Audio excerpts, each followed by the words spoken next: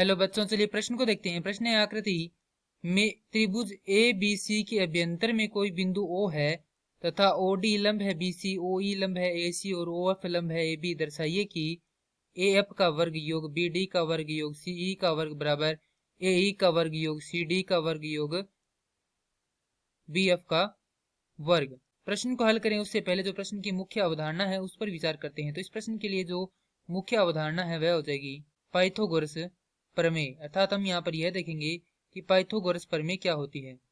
तो पाइथागोरस प्रमेय किसी समकोण त्रिभुज के कर्ण भुजा का वर्ग शेष दो भुजाओं के वर्गों के योग के बराबर होता है। अर्थात कर्ण का वर्ग बराबर आधार का वर्ग योग लंब का वर्ग। अब हमारे पास यहाँ पर एक त्रिभुज है जिसके मध्यंतर में कोई बिंदु O है, जिससे यहाँ पर ए बी बी सी व ए सी पर तीन लंब डाले गए हैं। पहला लंब है ओ एफ, दूसरा है ओ डी और तीसरा है ओ ई। तो यहाँ से हम क्या करते हैं, सबसे पहले रचना करते हैं। तो रचना लिखेंगे यहाँ से, O को A, B व C से मिलाया। यदि O को हम A, B व C से मिलाएंगे तो हमारे पास कुछ इस प्रकार से आएंगी रेखाएं। और अब हम यहाँ से देखें तो ये क्या है, एक समकोण त्रिभुज है और ये भी एक समकोण त्रिभुज है। तो त्रिभुज BOD व त्रिभुज DOC में पाइथागोरस प्रमेय से यदि दोनों में पाइथागोरस प्रमेय लगाते हैं तो हमें प्राप्त होगा कर्ण का वर्ग किस त्रिभुज में BOD में। तो जैसा कि हम जानते हैं कि समकोण के सम्मुख भुजा क्या होती है, कर्ण होती है। तो यहाँ पर BOD में हो जाएगा कर्ण BO, तो BO का वर्ग बराबर आधार है यहाँ पर BD, तो BD का वर्ग योग लंब है OD, तो OD का वर्ग। इसे नाम देंगे समीकरण 1। उसके बाद दूसरा त्रिभुज है DOC, तो इसमें कौन सा कर्ण होगा, OC कर्ण होगा। तो OC का वर्ग बराबर आधार है DC, तो DC का वर्ग योग लंब है OD, तो OD का वर्ग। ये आएगी समीकरण संख्या 2।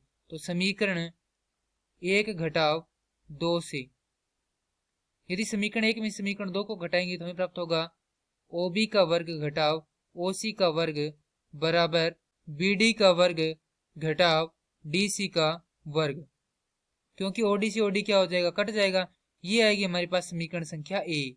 अब हम त्रिभुज AOE व त्रिभुज COE यानी कि ये जो दो त्रिभुज है इनमें पाइथागोरस प्रमेय लगाएंगे। त्रिभुज AOE व त्रिभुज COE में पाइथागोरस प्रमेय लगाएंगे तो हमारे पास जो त्रिभुज AOE है इसमें हम देखें तो जो भुजा AO है वो क्या है, यहाँ पर कर्ण है। तो AO का वर्ग बराबर आधार है हमारे पास AE, तो AE का वर्ग योग लंब है OE, तो OE का वर्ग। ये आएगी हमारे पास समीकरण संख्या 3। उसके बाद COE में देखें तो हमारे पास कर्ण भुजा है CO, तो CO का वर्ग बराबर आधार है हमारे पास CE, तो CO का वर्ग बराबर CE का वर्ग योग OE का वर्ग। ये आएगी समीकरण संख्या 4। तो समीकरण 3 घटाव 4 से यदि समीकरण 3 में समीकरण 4 को घटाएंगे तो हमारे पास है AO का वर्ग घटाव CO का वर्ग बराबर AE का वर्ग घटाव CE का वर्ग। क्योंकि यहाँ से OE से OE कट जाएगा।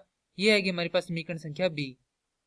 उसके बाद त्रिभुज AFO और BFO में, तो त्रिभुज AFO व त्रिभुज BFO में पाइथागोरस प्रमेय लगाएंगे। तो सबसे पहले त्रिभुज AFO, तो यहाँ पर हम देखें तो कर्ण भुजा कौन सी होगी, कर्ण भुजा हो जाएगी यहाँ पर AO। तो AO का वर्ग बराबर आधार है हमारे पास AF, तो AF का वर्ग योग लंब है हमारे पास OF, तो OF का वर्ग। ये आएगी हमारे पास समीकरण संख्या 5। उसके बाद त्रिभुज BFO में देखें तो हमारे पास जो BO या OB है वो क्या है, यहाँ पर कर्ण है। क्योंकि समकोण ये है, इसकी सम्मुख भुजा है OB, तो यहाँ से लिखेंगे OB का वर्ग बराबर आधार है यहाँ पर FB, तो FB या BF का वर्ग योग OF, यहाँ पर लंब है तो उसका वर्ग। तो ये आएगी समीकरण संख्या 6। तो समीकरण 5 घटाव 6 से समीकरण 5 में से 6 को घटाएंगे तो हमारे पास आएगी समीकरण AO का वर्ग घटाव BO का वर्ग बराबर ए एफ का वर्ग घटाओ बी एफ का वर्ग, ये आएगी समीकरण संख्या सी। तो समीकरण ए कोमा बी व सी से, तो यहाँ पर ये हमारे पास समीकरण ए है, ये हमारे पास समीकरण बी है और ये समीकरण सी है। अब हम क्या करते हैं, जो ऋणात्मक, माफ कीजिए, समीकरण बी है उसको ऋणात्मक चिन्ह से गुणा करते हैं। तो यहाँ पर क्या हो जाएगा, धनात्मक हो जाएगा, यहाँ पर ऋणात्मक चिन्ह है, यहाँ पर ऋणात्मक चिन्ह और यहाँ पर क्या होगा, धनात्मक चिन्ह। तो यहाँ से हम लिखेंगे, तो ये होगा सी ओ का वर्ग और यहाँ पर हो जाएगा ए ओ का वर्ग और यहाँ पर होगा सी ई का वर्ग और यहाँ पर हो जाएगा ए ई का वर्ग। ये अब हमारे पास समीकरण संख्या बी है। अब तीनों समीकरणों को क्या करते हैं, जोड़ देते हैं। जोड़ेंगे तो यहाँ पर है ओ बी का वर्ग घटा ओ सी का वर्ग योग ओ सी या सी ओ का वर्ग घटाओ ए ओ का वर्ग योग ए ओ का वर्ग घटाओ बी ओ का या ओ बी का वर्ग बराबर बी डी का वर्ग घटाओ डी सी का वर्ग योग सी ई का वर्ग घटाओ ए ई का वर्ग योग ए एफ का वर्ग योग, माफ कीजिए, घटाओ बी एफ का वर्ग।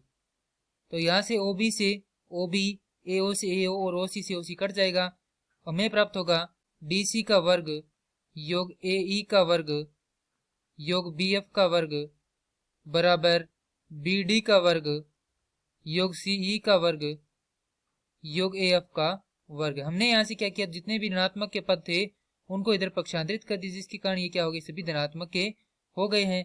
तो यहाँ पर हमें प्रश्न में सिद्ध करना था कि ए एफ का वर्ग योग बी डी का वर्ग योग सी ई का वर्ग। तो हमारे पास यहाँ पर है ए एफ का वर्ग योग बी डी का वर्ग योग सी ई का वर्ग बराबर ए ई का वर्ग योग सी डी का वर्ग योग बी एफ का वर्ग। तो हमारे पास यहाँ पर है ए ई का वर्ग योग सी डी का वर्ग योग बी एफ का वर्ग। और ये क्या करना था, हमें सिद्ध करना था। मैं आशा करता हूँ कि यह प्रश्न आपको समझ में आया होगा। धन्यवाद।